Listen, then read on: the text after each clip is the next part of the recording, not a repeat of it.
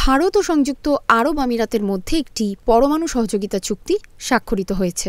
গতকাল সোমবার দিল্লিতে এই চুক্তি স্বাক্ষরিত হয়। চুক্তিতে নিজ নিজ দেশের পক্ষে স্বাক্ষর করেন ভারতের প্রধানমন্ত্রী নরেন্দ্র মোদী ও সংযুক্ত আরব আমিরাতের যুবরাজ শেখ খালিদ বিন মোহাম্মদ বিন জায়েদ আল নাহিয়ান। তুরস্কের বার্তা সংস্থা আনাদোলু জানিয়েছে, ভারতের প্রধানমন্ত্রী নরেন্দ্র মোদীর আমন্ত্রণে আমিরাতের ক্রাউন প্রিন্স এখন দিল্লিতে রয়েছেন। ভারতের পররাষ্ট্র মন্ত্রণালয় এক বিবৃতিতে বলেছে, ভারতের সঙ্গে আরব আমিরাতের বন্ধুত্বপূর্ণ সম্পর্ক রয়েছে। সাম্প্রতিক বছরগুলোতে ভারত ও আমিরাতের মধ্যে কৌশলগত অংশীদারত্বের উল্লেখযোগ্য অগ্রগতি হয়েছে। ভারত এতে সন্তুষ্ট।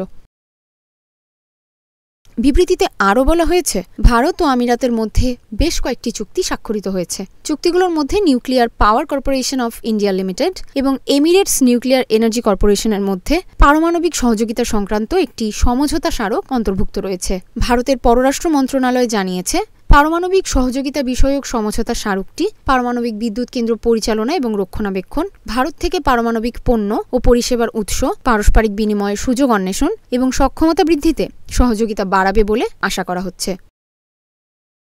ভারতীয় প্রধানমন্ত্রী নরেন্দ্র মোদীর আমন্ত্রণে 2 দিনের ভারত সফরে এসেছেন সংযুক্ত আরব আমিরাতের যুবরাজ শেখ খালিদ বিন মোহাম্মদ বিন জায়েদ আল নাহিয়ান।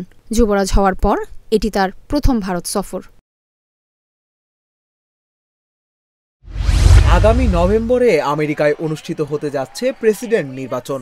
মাঠে নেমেছেন 2 প্রতিদ্বন্দ্বী প্রার্থী, ডেমোক্র্যাট নেত্রী কমলা হ্যারিস ও রিপাবলিকান নেতা সাবেক প্রেসিডেন্ট ডোনাল্ড ট্রাম্প। বিতর্কে নামছেন তারা।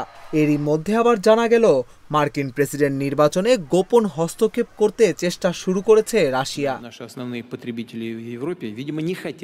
গত শুক্রবার মার্কিন গোয়েন্দা বিভাগের একজন জ্যেষ্ঠ কর্মকর্তা সংবাদ সম্মেলনে বলেন, প্রেসিডেন্ট নির্বাচনের আগে ভোটারদের ওপর প্রভাব ফেলতে চাইছে রাশিয়া। এর জন্য তারা এরই মধ্যে সোশ্যাল মিডিয়া ব্যক্তিত্বদের কাজে লাগানো শুরু করেছে। এটি রাশিয়ার বহুল প্রচলিত পন্থা। জ্যেষ্ঠ এই গোয়েন্দা কর্মকর্তার বরাতে বার্তা সংস্থা রয়টার্স বলছে, এক্ষেত্রে মনস্তাত্ত্বিক একটা খেলা খেলে রাশিয়া। বিভিন্ন বার্তা ছড়িয়ে দেওয়া হয় সামাজিক যোগাযোগ মাধ্যমে। এতে মার্কিনীদের মধ্যে ক্ষোভ বেড়ে যায়, সামাজিক ভাঙন শুরু হয় এবং সরকারের বিরুদ্ধে নিরাপত্তা ইস্যুতে বিভিন্ন প্রশ্ন আসতে শুরু করে।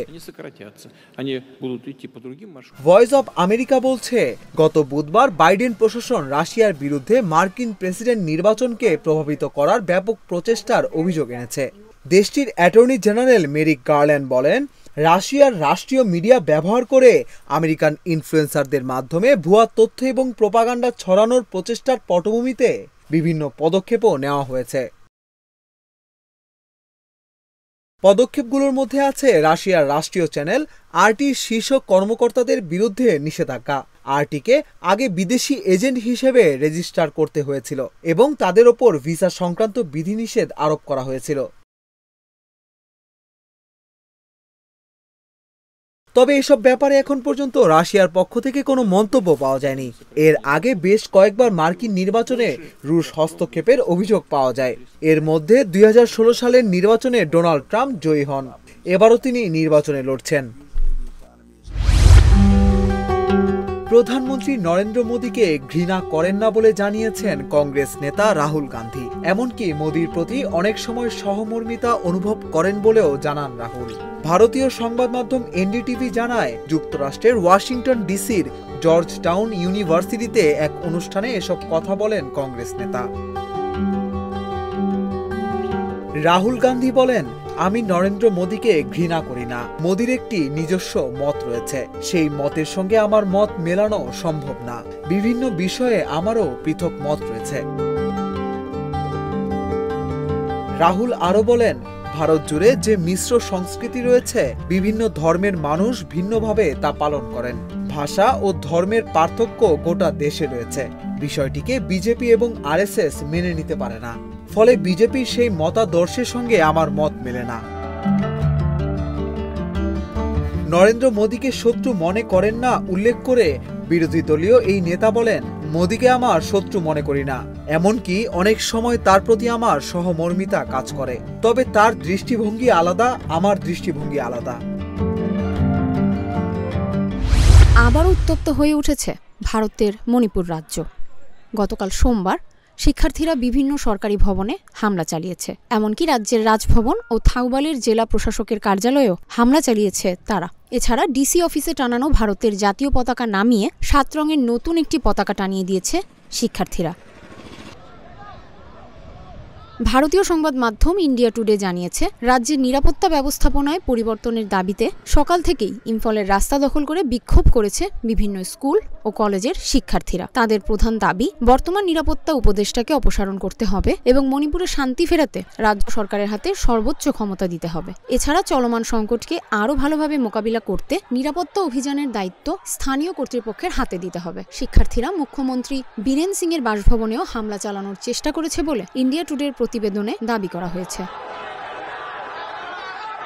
2023 সালের মে মাস থেকে মণিপুরে কুকি এবং মেইতির মধ্যে সাম্প্রদায়িক সংঘর্ষ চলছে। প্রাণ গেছে কয়েকশো মানুষের। আপাত শান্তি ফিরলেও বিক্ষিপ্ত অশান্তি, গোলাগুলির খবর প্রায়ই আসছে। সাম্প্রতিক হামলার ঘটনায় কুকি জঙ্গিদের দায়ী করছে মেইতিরা। অন্যদিকে কুকিদের দাবি, মেইতিদের দিক থেকেই প্রথম গুলি চলেছে।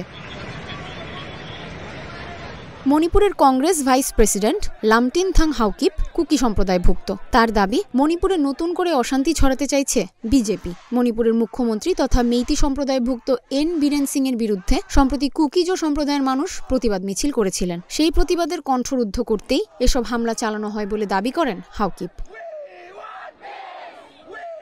গত 1 সেপ্টেম্বর থেকে নতুন করে মণিপুরে শুরু হয় উত্তেজনা। এবার রাইফেল ও গ্রেনেডের পাশাপাশি ড্রোন ও রকেট ব্যবহার করা হচ্ছে। এতে নিরাপত্তা ব্যবস্থা আবারও হুমকির মুখে পড়ে। গত সপ্তাহে ড্রোন হামলায় একজন নিহতের তথ্যও পাওয়া গেছে। এরপর আরও 2 বার হামলা হয়েছে। এমন পরিস্থিতিতে গতকাল থেকে নিরাপত্তা ব্যবস্থায় পরিবর্তনের দাবি নিয়ে রাস্তায় নামল মণিপুরের শিক্ষার্থীরা।